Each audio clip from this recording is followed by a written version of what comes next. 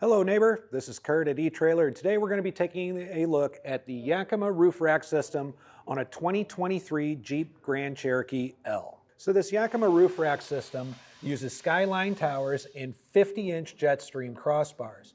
We're using them on a 2023 Jeep Grand Cherokee L, which is a 3-row, 6-passenger vehicle, which if you're carrying all 6 passengers really leaves very minimal cargo space, making rooftop accessories and storage up here almost essential for those longer trips with a full vehicle. Now the Jetstream crossbars are an aero-style crossbar, which means they have this kind of ovular shape like this that really does help make them more aerodynamic and cut down on a lot of the wind noise.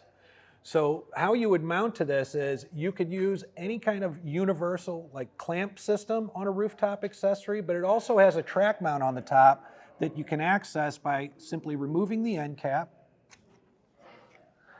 And then you'll see this rubber strip in here that will depress. Now other systems, you need to trim this in order to get those accessories through the track up here, but on the Yakima system, you simply compress it down and you can slide your accessories over as needed.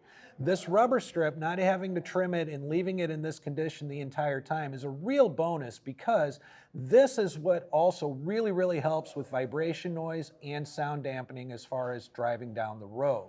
Now, this is an overhang style of crossbar, and the real bonus of an overhang style is this actually leaves a lot of room out here, almost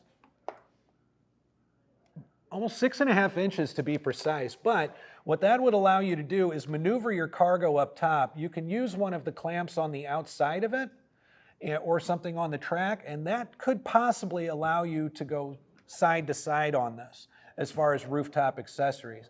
Now the thing to keep in mind is that these do have a 165-pound weight limit if you're thinking of doubling up cargo accessories. You also want to check your owner's manual and see what the roof capacity is on the vehicle. If the roof capacity of the vehicle exceeds 165 pounds, because the bars are 165 pounds, you really have to go with whatever the minimum, the smaller capacity would be in order to drive safely. So speaking again about the overhang though, a lot of people worry about an overhang and head clearance getting in and out of the vehicle, but to tell you the truth, it actually doesn't even come outside of the door frame itself. So I would have no worries at all about hitting my head on anything, getting in and out of this vehicle with an overhang bar. Now, one of the concerns that you might have when you're driving without any kind of accessory up on the top is what kind of clearance you're going to have with this roof rack. So to give us an idea, we're going to go from the middle of the roof to the top of the bar, and that is going to add about 5 3/4 inches to the overall height of your vehicle. Another concern you might have is how much clearance you have underneath the bar. Underneath the bar, just in case you have a working sunroof or moonroof, you want to see if it's going to be operable or not. We're going to go ahead and take a measurement of that, and we're going to find that we are at 4.5 inches worth of clearance underneath the bar. You also might be concerned about what the crossbar spread is, because this is going to determine exactly what kind of accessories are going to fit up here.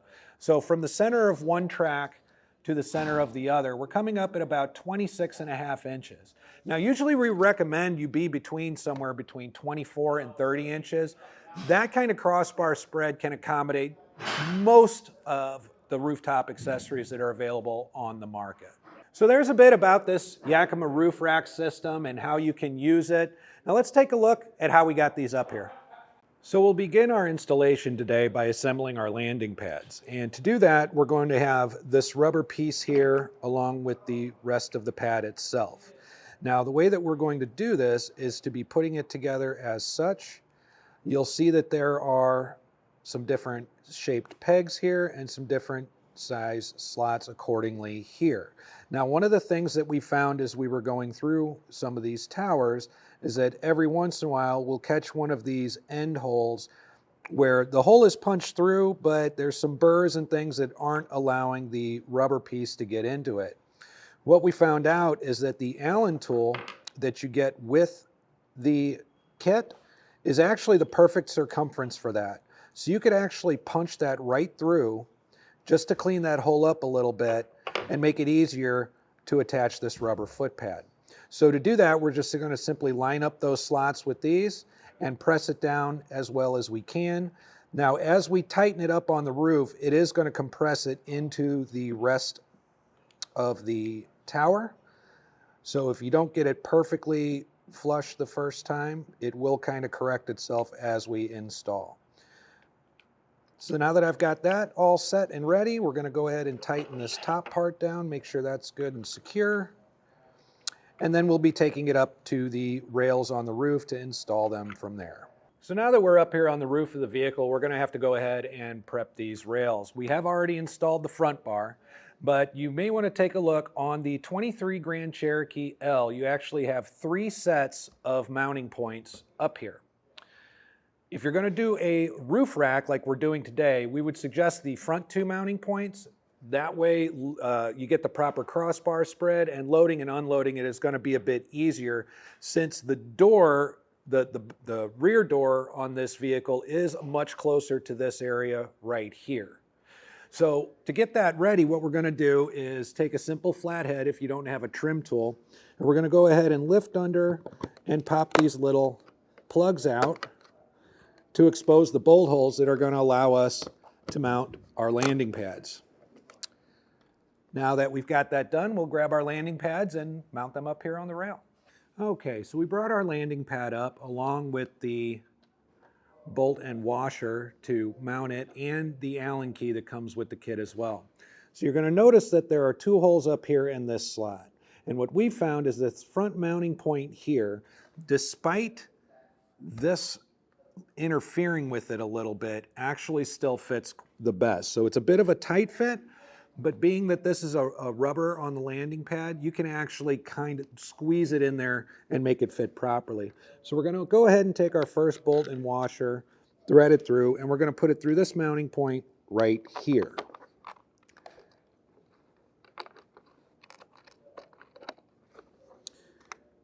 Once we get that in, we'll take our Allen key and we'll go ahead and tighten that down. So you see there's a few options as far as the front mounting hole that you can use. We played around with a little bit, and while you can use this front mounting hole, these tow hooks really do interfere with how it goes on. It's possible because of the soft rubber back here to really maneuver it, but honestly, mounting it through this hole here, you do have to press it down a bit to get that mounted right, but we're finding that this is the proper mounting hole for the back. In the front, however, the proper mounting hole does look like it will be the front hole here, and then of course the slotted hole so that you can maneuver it back and forth a little bit if necessary to find it. But now that we've got the proper mounting holes in position, we're going to go ahead and tighten this down, and then we'll get our crossbar prepped to put up here as well. Now, we were mentioning how it could be a little bit tricky to get these mounted, and there will be times when you want to perhaps drive the vehicle without the bars on them at all, whether it be for clearance or any other issue similar to that, or running it through a car wash because you really don't want to do that with crossbars on your vehicle.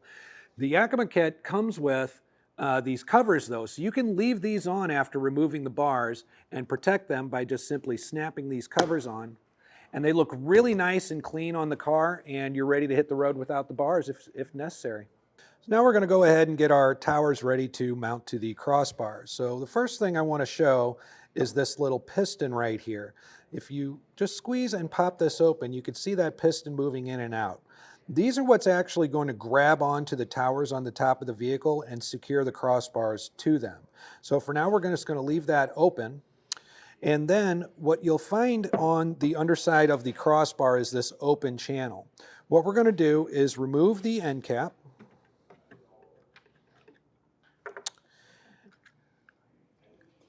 Make sure the open side of the tower is facing out. And what we're going to do then is use this right here to slide right in and slide into place. Once we have that on there, we'll go ahead and replace our cap. We can tighten this down through the adjustment on the top using the Yakima tool that is provided. Now we want to tighten it down enough so that it's secure, but not so much that it's not going to slide back and forth. And once we have that ready, we're going to go ahead and go to the top of the vehicle and get it mounted up on those towers. So whenever you mount an aero-style crossbar, you always want to do it with the wider part forward. So with these open and those pistons not locked into place, we're going to go ahead and reach over the top. We're going to be careful about it because we want to avoid doing any damage to the roof. Drop it right in, and we're going to do the same on this side here. Now we want to make sure that our overhang matches on either side. So before we latch this down and kind of lock everything in place, we're going to leave it open so that we can use this and have a little bit of maneuverability to slide the bar back and forth until we're even on either side. Once we have that ready, we'll go ahead and latch it into place. Now once we have everything latched down and secure, it is a good idea to go ahead and grab it and give it a really good shake test just to make sure everything is very secure. And in the case of what we have right here, everything feels great. So we're ready to go ahead and get our rooftop accessories and hit the road. So there's a look at the Yakima Roof Rack system on a 2023 Jeep Grand Cherokee L. I'm Curt with eTrailer. Thanks for stopping by.